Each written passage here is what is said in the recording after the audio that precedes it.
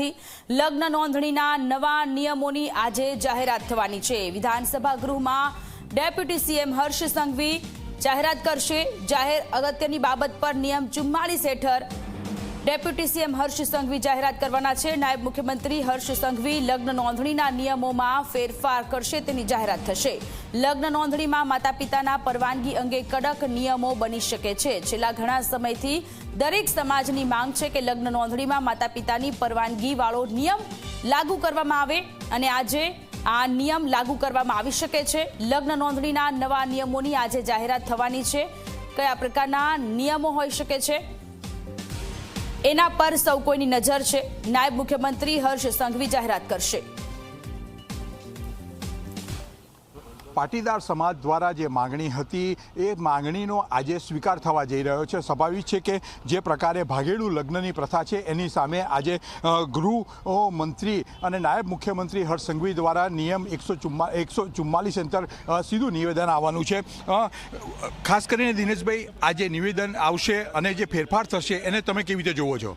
ગુજરાત સરકાર આ બાબતે ફેરફાર કરે ખૂબ જ આવકારદાયક પગલું છે અને ગુજરાતની તમામ સમાજોની જે પીડા હતી એને આજે વાચા આપવાનું કામ થઈ રહ્યું છે।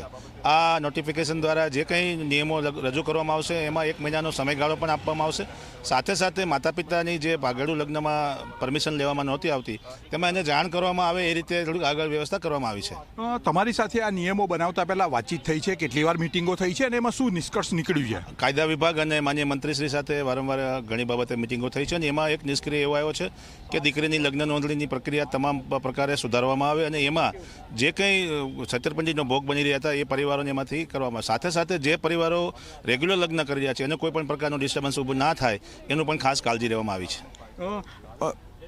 પગામી જે પ્રકારે આખી ઘટના બની છે એક મોટી લડત હતી, સામાજિક લડત છે આ, અને માત્ર કોઈ એક સમાજ પૂરતી નથી, તમામ લોકોને અસર કરતા છે અને તમે કેવી રીતે જોવો છો? સૌથી પહેલાં તો આ જે પ્રશ્ન હતો માત્ર પાટીદાર સમાજનો નહોતો, દરેક સમાજનો હતો। દીકરી કોઈ પણ સમાજની હોય, દીકરી એ મહામૂડી મિલકત છે। એટલે અત્યારના સમયની અંદર દીકરી જે વિષય છે એને બચાવવા માટે આપણે શું કરવું જોઈએ એનું અમે તમામ સમાજના આગેવાનોએ ચિંતન કર્યું હતું। પાટીદાર સમાજના એસપીજીના પાસના આગેવાનો તમામ આંદોલનકારીઓ મેં મિટિંગ કરી, મિટિંગમાં પ્રશ્ન લાયા, રાજ્ય સરકાર જોડે બી રજૂઆત કરી અને 2019થી એસપીજી આ વિષય લડે છે। એસપીજી અમારી સંસ્થાનો મુખ્ય ઉદ્દેશ જ આ હતો। એટલે આ લડતના અંતે તમામ જુદા જુદા વિવિધ સમાજના આગેવાનોનું અમને સમર્થન મળ્યું હતું અને અમે રાજ્ય સરકારને પણ રજૂઆત કરી। આજે આ કાયદાની અંદર ફેરફાર થશે તો અમને એક સંતોષ એવો થશે કે આવનારું જે ભવિષ્ય છે ગુજરાતનું તમામ સમાજની દીકરીઓને એક ન્યાય મળશે। વરુણભાઈ, કેવી રીતે તમે સમગ્ર રીતે શું અપેક્ષા રાખો છો? કયા પ્રકારના ફેરફાર થાય એમાં?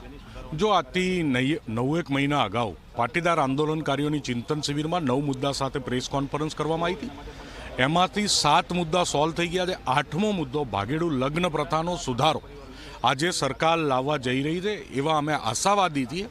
અમે સરકારને કીધું હતું કે લોકલ રજિસ્ટ્રેશન થાય, મા બાપને ઇન્ફોર્મ કરવામાં આવે, એમની સહમતિ લેવામાં આવે, ખોટા લગ્નમાં ફોજદારી ફરિયાદ દાખલ કરવામાં આવે, કોઈ પણ સંજોગોમાં દીકરીની જિંદગી વેડફાય તો એની ઉપર કડકમાં કડક કાર્યવાહી કરવામાં આવે। એ તમામ મુદ્દે સરકાર બિલ લાવે એવા અમે આશાવાદી છીએ, કાયદામાં સુધારો કરે ને એ પછી અમે ગૃહમાં હાજરી આપ્યા પછી તમામ સમાજના આગેવાનો, પાટીદાર સમાજના મુખ્ય ધાર્મિક સંસ્થાના આગેવાનો સહિત ગૃહમાં હાજરી આપીને પછી અમે નાયબ મુખ્યમંત્રીશ્રી અને કાયદા મંત્રીશ્રી સાથે પણ બેઠક કરવાના છીએ। ચોક્કસ ક્યાંક ને ક્યાંક જોવા જઈએ તો પાટીદાર સમાજ સહિત સવર્ણ જે સમાજ છે આ ભાગેડું લગ્ન માટેનું આજનું જે નિવેદન છે એની પર ખૂબ આશા અને અપેક્ષા રાખીને બેઠા છે અને તેમને વિશ્વાસ છે સરકાર ઉપર કે જે પ્રકારના નિયમો બનાવશે એ નિયમો એવા કારગર સાબિત થશે। કેમેરામેન રમેશ સ્ટુડિયો સાથે હિતલ પારેખ, જી મીડિયા, ગાંધીનગર।